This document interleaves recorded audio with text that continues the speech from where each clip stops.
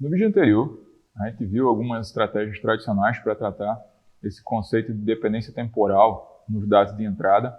Agora a gente vai abordar nos próximos vídeos algumas estratégias considerando arquiteturas mais profundas e estratégias mais elaboradas para poder introduzir esse conceito de memória e recorrência na própria arquitetura do modelo. Então, a ideia associada a uma rede recorrente é uma rede que possui uma realimentação normalmente associado ao seu neurônio de processamento. E essa realimentação, ela serve para manter o contexto da informação dentro da arquitetura durante o processamento do modelo. Então, essa informação contextual, ela pode ser muito importante para poder aprender essa relação entrada-saída ou eventualmente as características estatísticas que estão inerentes ao problema que está sendo tratado.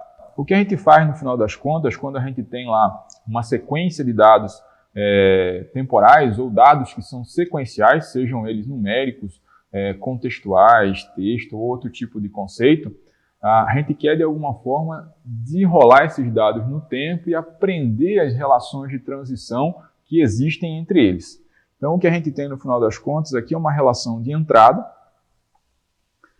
cuja entrada aqui x vai gerar uma saída y e, eventualmente, essa saída y tem alguma relação temporal com a próxima entrada, que seria x2. E essa relação, ela se perpetua no tempo. O que a gente quer é que a nossa arquitetura modele essa relação, de certa forma consiga prever, dado que eu dou uma informação como entrada, qual seria a próxima informação. Então, durante o treinamento, eu vou estimular ela a tentar abstrair essas características para que no teste ou na inferência ela consiga repetir essas operações durante o seu uso.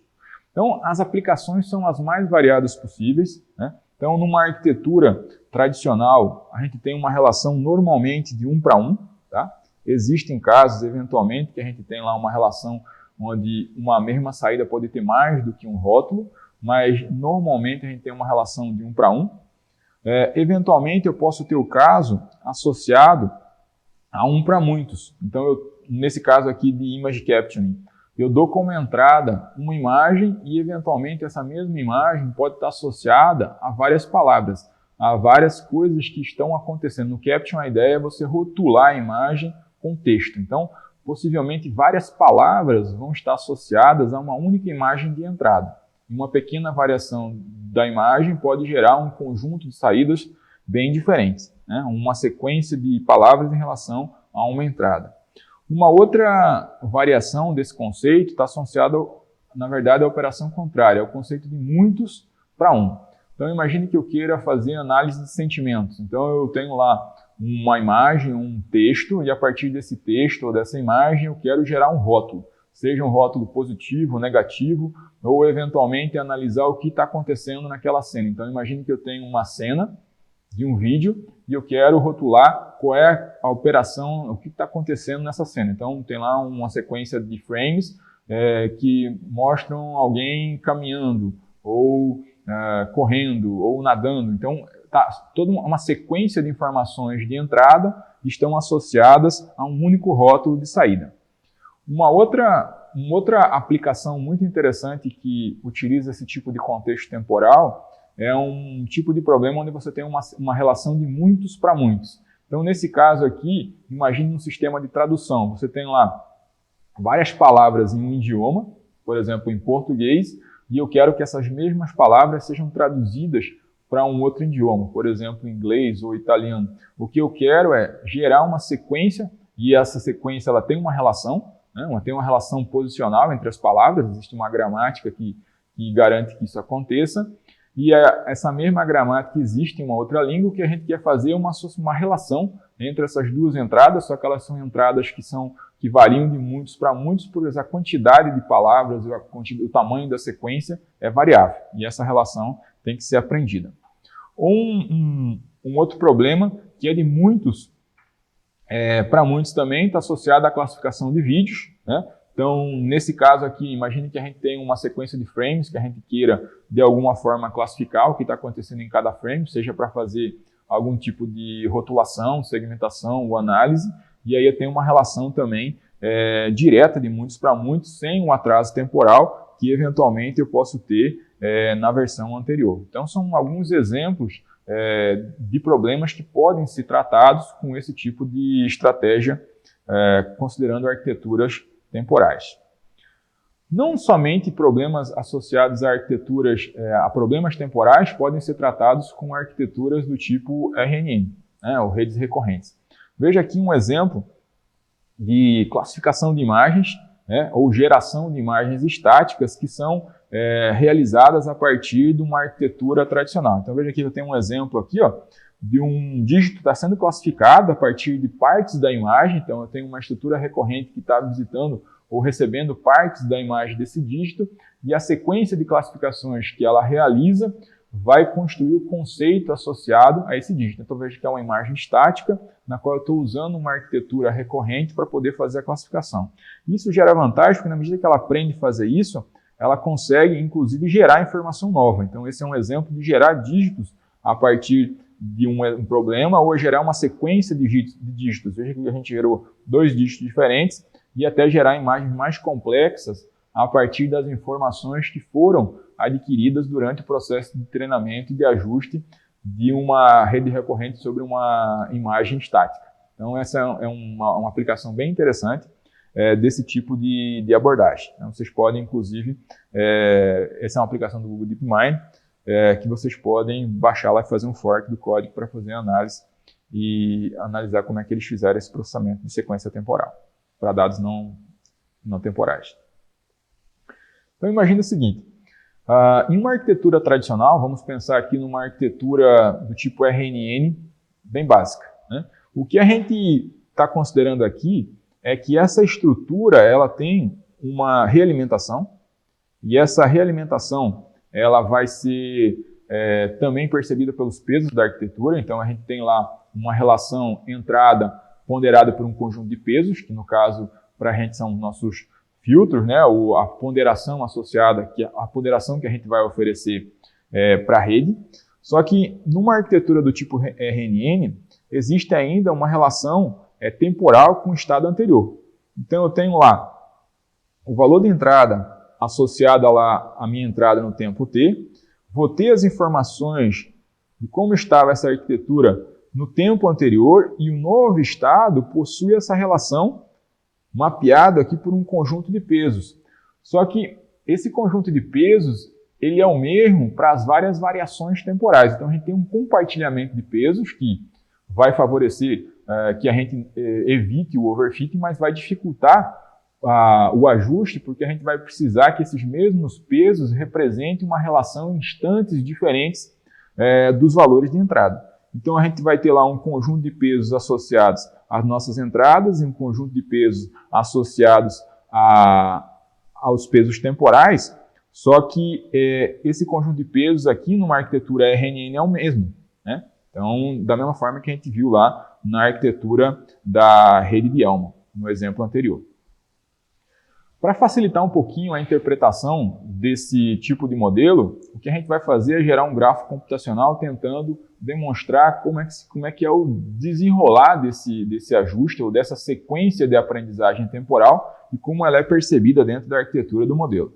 Então imagine aqui que a gente tem uma entrada, essa entrada aqui no instante x1, vai ter um estado inicial, esse estado inicial pode ser diferente de zero, mas normalmente está associado a zero. Então eu vou ter lá um conjunto de pesos que vai fazer a relação, o produto interno, entre essas entradas e o conjunto de pesos para ajustar os hiperparâmetros de separação, ou o conceito que está sendo aprendido nesse modelo, e isso vai oferecer para a gente uma saída. Essa saída aqui vai estar associada a essa ponderação dos pesos para a entrada no primeiro momento. Quando eu oferecer a segunda saída associada a segunda entrada, associada a esse padrão, ele vai pegar o quê? O estado anterior, oferecido pela primeira relação temporal do conjunto de pesos, e considerar também a nova entrada na ponderação em relação aos pesos da rede e oferecer uma segunda saída. E isso sendo feito no tempo em relação à sequência temporal que vocês estão oferecendo como exemplo. Agora, uma característica interessante desse processo é que a matriz de pesos ela é a mesma na sequência temporal. Então, os valores dos pesos que eu ajustei para a primeira relação da primeira entrada vão continuar sendo ajustados nas relações das entradas futuras, considerando os processamentos prévios realizados pela arquitetura. Então, eu tenho um grande compartilhamento aqui desses pesos W aqui, que são considerados em cada uma das iterações no time step do modelo em relação à arquitetura que está sendo construída aqui, nesse grafo aqui, desenrolada no tempo. Então, o que a gente pode fazer, se a gente tem uma relação aqui de muitos para muitos, é que, eventualmente, depois de cada uma das minhas entradas, eu vou ter uma saída associada, né? Então, essa saída associada aqui vai ter uma relação em relação aos valores dos pesos, que é compartilhado com a mesma, que aqui é compartilhado no segundo time step, ponderando a segunda entrada, que é responsável pela segunda saída, e assim sucessivamente. O que acontece é que, no caso de eu ter o tipo de problema que é muitos para muitos, cada uma dessas saídas podem ter aqui uma perda associada para cada um desses instantes de tempo, e a combinação dessas perdas vão me oferecer a loss, né, ou a perda associada ao treinamento como um todo, ou a sequência temporal como um todo. Então, eu vou ajustar considerando todas essas entradas combinadas. Então, essa é uma das estratégias. Eventualmente, se eu estou num problema de muitos para um, então quer dizer que eu tenho uma sequência temporal de entradas, mas eu tenho uma única saída, né? Então, eu vou considerar a luz somente associada a essa última saída aqui. Um outro problema é quando eu tenho uma relação aqui de um para muitos, como a gente viu lá na sequência, nos exemplos anteriores. Então, um exemplo desse tipo de operação é quando eu estou fazendo o captioning. Eu posso ter uma imagem de entrada, eu posso ter vários rótulos de saída associados a essa imagem. Então, a gente vai ter aqui, a partir de uma entrada, um conjunto aqui de informações de saída que vão ter que ser ajustados durante o treinamento do modelo. Uma outra abordagem, que seria o sequence to sequence, que é uma abordagem bastante utilizada e muito importante, ela utiliza um outro conceito, que é o conceito de encoder-decoder. Então, é uma outra estratégia que a gente vai abordar também em outras aulas, que está associada a você ter uma parte da sua arquitetura que codifica uma informação, gerando um mapa de representação intermediário, e esse mapa de representação intermediária ele vai ser decodificado para gerar a informação de saída. Então, imagine aqui que a gente tem uma relação aqui de uma sequência muitos para um. Aí, a partir dessa sequência de valores aqui, dessas várias entradas, o que a gente vai ter aqui vai ser um vetor de mapeamento de várias entradas em uma codificação. Essa codificação aqui vai depender da quantidade de informações de entrada. Esse seria o módulo encode. Então, eu pego lá, por exemplo, imagine que eu estou num processo de tradução. E a partir desse processo de tradução, eu quero traduzir do português para o inglês. Então, eu vou criar um modelo que codifica todas as informações da língua portuguesa em um vetor de representação, que seria um vetor de representação interna.